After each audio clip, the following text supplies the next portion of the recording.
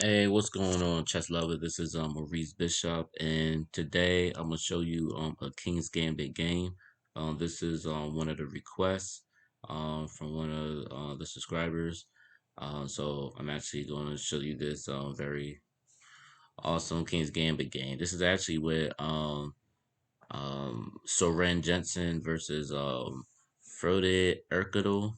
This was a tournament obviously in another country. This was like in the year 2010. Actually 2013 actually. 2013.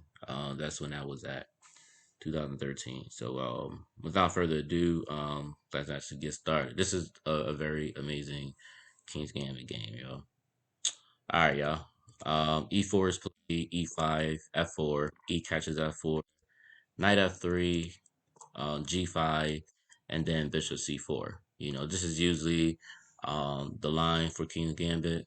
G4 is played, and Castle Kingside. Now, y'all, um, I actually got the book, The King's Gambit, by John Shaw, and he actually mentioned that Black should never play G4. It's like these new lines now. So now instead of playing G4, you play Knight C6.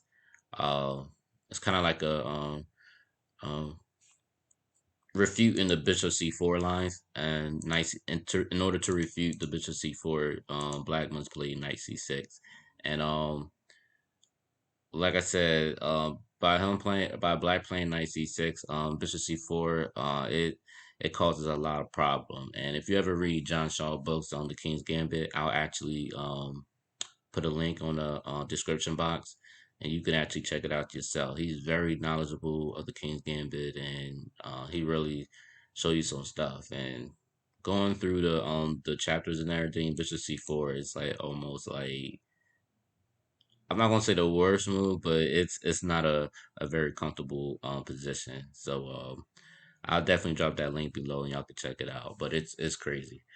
All right, y'all. But anyway, G4 was played, and then White Castle. As you see, he sacrifices the knight on F3. Um, and this type of gambit, even though it's a king's gambit, but when White sacrifices a knight, it's called the Museo Gambit. So it's very tactical, like it's crazy. G catches F3, Queen catches F3, and as you can see, the Rook is already on an F file, the Queen is already on F3, and you got a Bishop on C4. So the aim is going to be that F7 pawn, which becomes a target. And as you can see, the King is still in the center of the board. So this is a very crazy opening, man, for real. Queen F6 coming, defending the pawn on F7, things like that. E5 is played. Crazy stuff, y'all. E5, queen catches E5, and bishop catches F7. This is like some crazy stuff, yo. Like you gotta think he just sacrificed a knight, and now he's sacrificing his bishop. King catches F7, then D4. Crazy. Like white is literally sacrificing like all this stuff, man. He's down two pieces now, y'all. He's down a knight and a bishop, and now you're sacrificing your pawn. Now, y'all, queen catches D4, right? Which is for black, you shouldn't take the pawn. The best move for black actually should have been queen F5. I'm not gonna go through the whole variation with it. I could give you a few. Um, with queen F5, G4 is played. Queen G6, knight C3, knight F6, bishop catches F4, D6, bishop G3, and king G7. Uh, yeah, man. So it's like black is pretty much okay. He's not totally lost. Even after knight D5, you got knight capture D5, queen capture D5, and knight C6. It may looks like it's crazy, but black is actually okay in this position. And actually, the variation I'm showing you, this is actually one of the games. Bucker, that was his name. He actually won this game. Matter of fact, I'll show you the whole thing. Queen C4, D5, Queen B5, Bishop B7, Queen catches B7, and Queen E4, defending this knight on C6. Rook A to E1, Queen catches D4 check, Rook F2, and then Bishop D7, you know, defending. Um, the bishop on e6, so he goes bishop d7. Uh, Queen captures c7, and then bishop c5. As you can see, white is in trouble now. Um, he's very in trouble. So king g2, queen d5 check, rook f3, and right, the reason why I go rook f3 because his bishop was hitting the rook.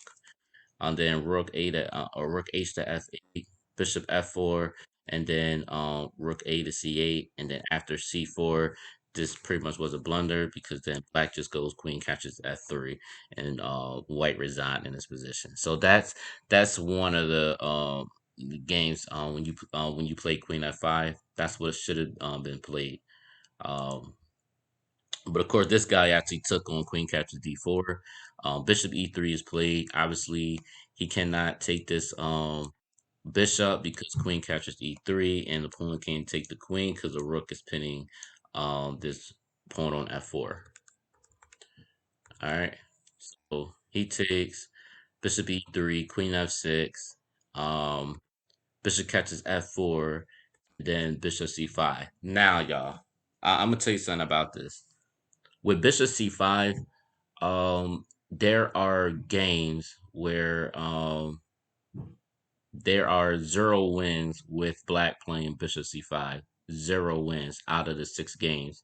And this was oh wow, if you look at a lot of games, there is very little there's very little games of black winning a game by playing bishop c5. So you can just imagine how hard it is for black to play a position like this. Very, very tough, very, very difficult to even try to win this game. It's very, very tough. And you can just see why. But bishop c5 check, king h1. The king is safe. Black is not safe at all.